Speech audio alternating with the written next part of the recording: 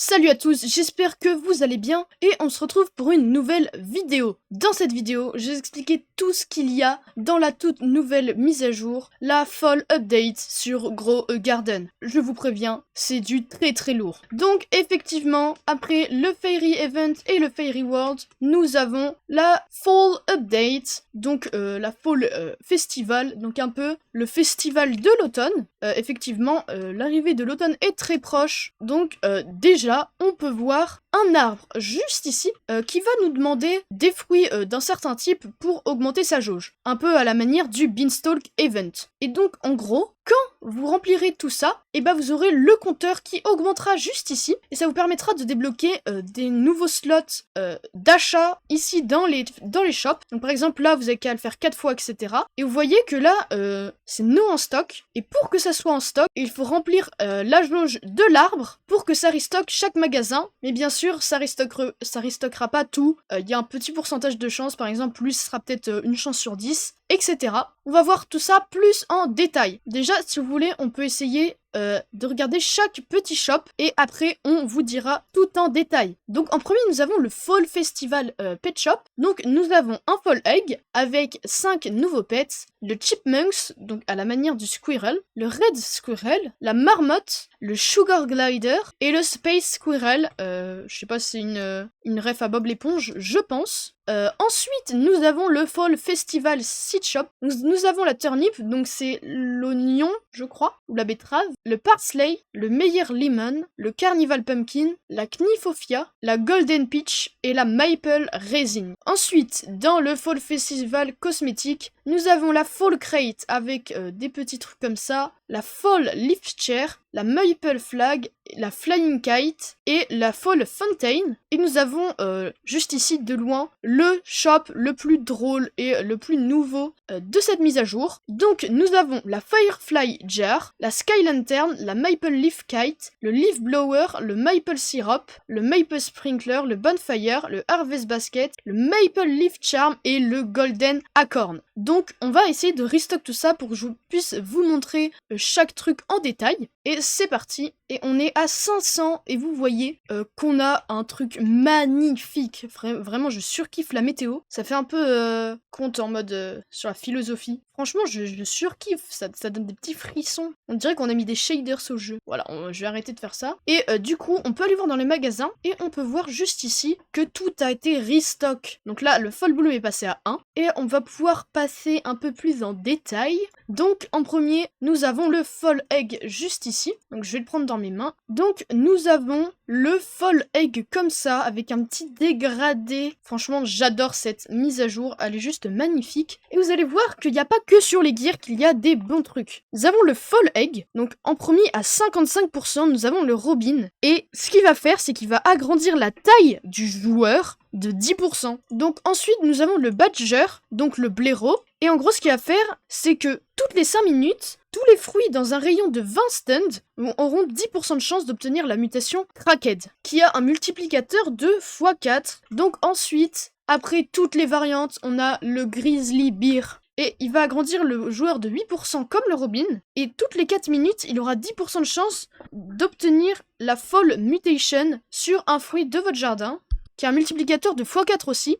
Donc en gros le Grizzly Bear c'est un mélange du Badger et du Robin qui est vraiment pas mal, hein, on va pas se mentir. Ensuite nous avons le Barn Owl à 1,5% de chance, ce qui est assez rare. Et en gros tous les Fall Pets, donc ceux que vous avez dans le Fall Egg et dans le Fall Pet Shop, et bah ils vont obtenir un boost de 0,70 XP par seconde. Et les pets sortis du Fall Egg, donc quand vous ouvrez un Fall Egg, ils auront un boost de poids de 0,1 à 0,22 de kg. Donc c'est un peu comment dire, c'est un peu un équivalent du Brontosaurus mélangé à un iguanodon. On a beaucoup de mélanges dans cette mise à jour, et à 1% de chance, nous avons le Swan.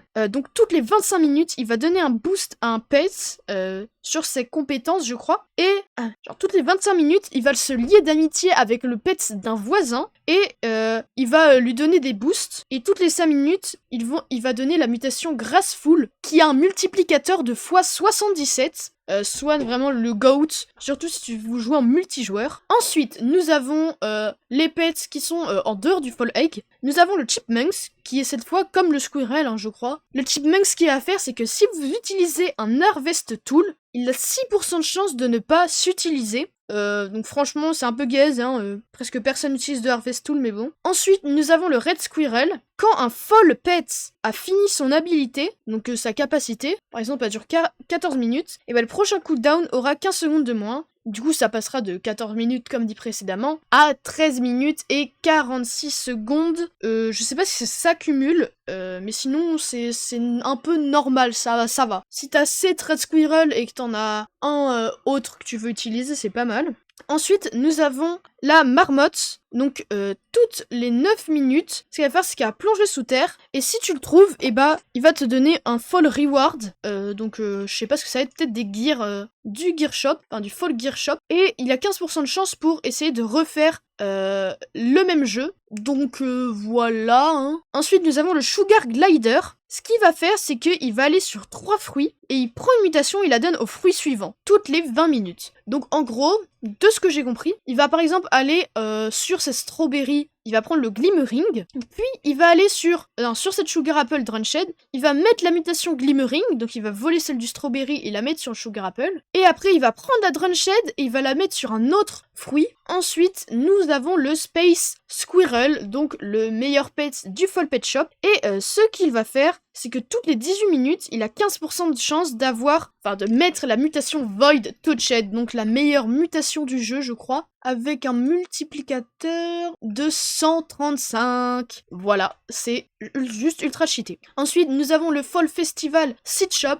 avec plusieurs trucs. Donc, premièrement, nous avons la turnip qu'on peut acheter comme ça, et en gros, c'est une multi-harvest comme la Sunflower, et elle a une valeur de base de 14k. Ensuite, nous avons le Parsley qui est une multi-harvest et qui a une valeur de base de 43k. Le meilleur Lemon qui a en multi-harvest, donc cette fois plusieurs à la fois, et qui a une valeur de base de 64k. Ensuite, nous avons la Carnival Pumpkin qui est 2x2 et qui a une valeur de base de 55k. Ensuite, nous avons la Knifofia, donc qui est une mythical et qui a une valeur de base de 135k, multi-harvest aussi. Donc là, nous avons la Golden Peach en plusieurs fois avec une valeur de 160k de base. Et nous avons la meilleure plante du jeu en transcendante, et oui, meilleure que le Bonne Blossom, la Maple Resin à 170k valeur de base et avec 7 fruits par 7 fruits, contrairement au Bonne Blossom qui a 3x3 ou 4x4, je ne sais plus. Donc c'est juste cheaté de fou. Ensuite, nous avons notre poteau Liam. Qu'est-ce que tu nous vends? Donc on a dit les cosmétiques. Nous avons la Fall Crate avec quelques petits cosmétiques assez jolis, je trouve. Surtout Lock Tunnel Fall. Nous avons la Fall Lift Chair, donc je pense qu'on pourra s'asseoir dessus. La Maple Flag, la Flying Kite et la Fall Fountain. Et pour finir, nous avons le Fall Festival Gear qui est l'un des meilleurs trucs. On va tester chacun des gears à l'intérieur. Donc nous avons la Firefly Jar, donc on peut l'utiliser. Vous allez voir, ça n'a pas trop d'utilité, c'est juste surtout du joli. On prend la Firefly Jar et si vous cliquez, et il y a une petite luciole qui va sortir comme ça et qui va voler. Il n'y a pas d'utilité spécifique, mais c'est très joli. Ensuite, nous avons la Sky Lantern. Ensuite, nous avons la Maple Leaf Kite. Donc la Maple Leaf Kite, qu'est-ce qu'elle va faire? Donc c'est juste un truc comme ça que tu peux tenir, très joli. Tu peux le tenir comme ça à l'infini et après, par contre, si tu cliques dessus, elle va s'envoler et tomber en faisant du breakdance. On ne sait pas pourquoi.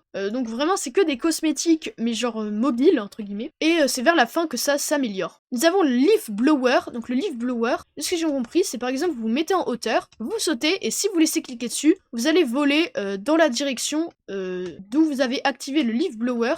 Franchement, si vous voulez aller vite et que vous n'avez pas de recall range, c'est peut-être une petite alternative qui est franchement pas mal. Ensuite, nous avons le Maple Syrup. Donc si vous cliquez sur un pet avec ça, il va obtenir 50 XP d'un coup. Donc j'espère qu'il y en a plusieurs d'un coup, comme ça peut vraiment améliorer pas mal le pet. Sinon, c'est vraiment pas très utile. Ensuite, nous avons le Maple Sprinkler. Donc ce qu'il va faire, c'est que ça va être un peu comme tous les autres sprinklers. Il va agrandir la taille et le temps de grossissement de toutes les Fall Plants. Bon, c'est un peu un Master Sprinkler, mais spécial pour les folles. Ensuite, nous avons le Bonfire. Donc, en gros, de ce que j'ai compris, si vous le posez dans votre jardin, et ben, il va donner un boost temporaire au Cooking Pot et au Pet Fall type. Franchement, moi je dis c'est moyen, hein, c'est mythical. Ensuite, nous avons le Harvest Basket. Donc, en gros, je crois que ça va, si vous l'utilisez, ça va capturer tous les fruits dans une certaine zone et après, ça va les donner, ça va les redistribuer à vos pets en les donnant à manger. Donc c'est pas mal pour être plus rapide dans la nutrition, au lieu d'aller chacun les voir et leur donner de la nourriture. Une bonne alternative. Ensuite nous avons la Maple Leaf Charm. Donc là ça va invoquer le vent. Donc je pense que ça va mettre la Wither du vent. Et ça va aussi pleuvoir. Donc un peu une définition de l'automne et ce sera une alternative si vous n'avez pas le temps pour attendre la weather de base. Et ensuite pour finir nous avons le meilleur truc, la Golden Acorn, un prismatique. En gros ce que vous pouvez faire c'est que si vous l'avez dans les mains et que vous cliquez sur un pet qui a un âge minimum de 40 ans, et ben ça va lui donner une mutation au hasard. Donc, au lieu d'attendre qu'il ait 50 ans et le mettre dans la machine et attendre 1 heure, ça va direct le faire. Mais par contre, je crois que ça a une chance de sur 40 d'entrer dans le shop. Et franchement, c'est très dur parce que déjà, faut le faire 17 fois. Donc, faut le faire 57 fois minimum. Ce qui est énorme. Et pour ce qui est du reste, nous avons le guide juste ici. On aura plus le livre et on peut aussi avoir les mutations qui nous diront ce que ça fait en multiplicateur. Et nous avons aussi juste là-bas un tout nouveau shop à l'intérieur du pet shop. Et en gros, ça va être comme le site shop de base. Vous lui donnez la nourriture 3 fois et vous allez débloquer un nouveau shop. Et cette fois, vous aurez 2 nouveaux gears. Un pour changer de prénom, votre animal, et un pour qu'il vous suive pendant 10 secondes, ce qui est pas mal si vous voulez faire la technique des Mooncat. C'était Noxymon, j'espère que vous avez aimé la vidéo, n'oubliez pas de vous abonner, de liker, goodbye.